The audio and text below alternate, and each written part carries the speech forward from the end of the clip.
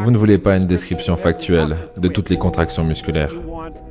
Vous voulez qu'ils distillent leur expérience à l'essentiel. L'essentiel qui est ce qui est important dans cette expérience. Et ce qui est important dans cette expérience est grossièrement ce que vous allez pouvoir en tirer pour changer votre façon de voir le monde et d'agir dans le monde. Et c'est de l'information qui a de la valeur. Donc ils peuvent vous raconter une histoire épouvantable, et ça peut avoir de la valeur, parce que ça vous dira comment ne pas voir le monde.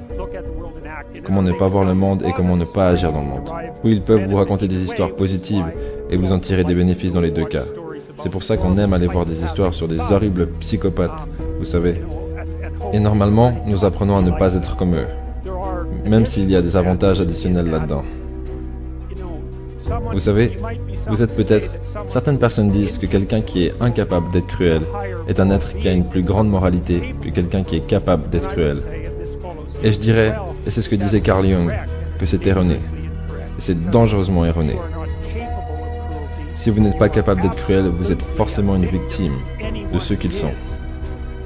Et du coup, une des raisons pour lesquelles les gens vont voir des films avec des anti-héros et des méchants, c'est parce qu'il y a une partie d'eux qui pleure pour fusionner avec le monstre qui dort en eux.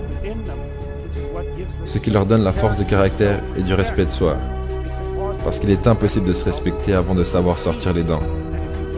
Et si vous savez sortir les dents et réaliser que vous êtes en quelque sorte dangereux, ou même sérieusement dangereux, ensuite, vous serez plus disposé à vous traiter avec respect et demander aux gens qui vous entourent de faire de même.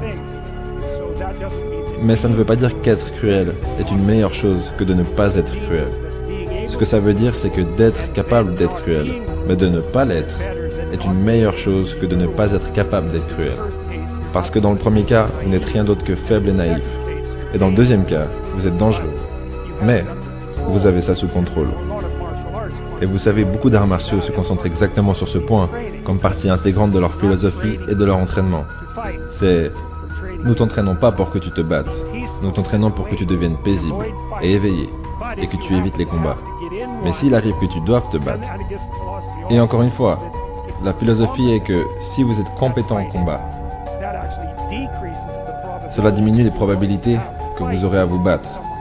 Parce que lorsque quelqu'un vous pousse, vous serez capable de répondre avec confiance. Et avec un peu de chance, et ce sera le cas avec les intimidateurs, avec un peu de chance, une démonstration de confiance, ce qui est similaire à une démonstration de dominance, sera suffisante pour le faire reculer.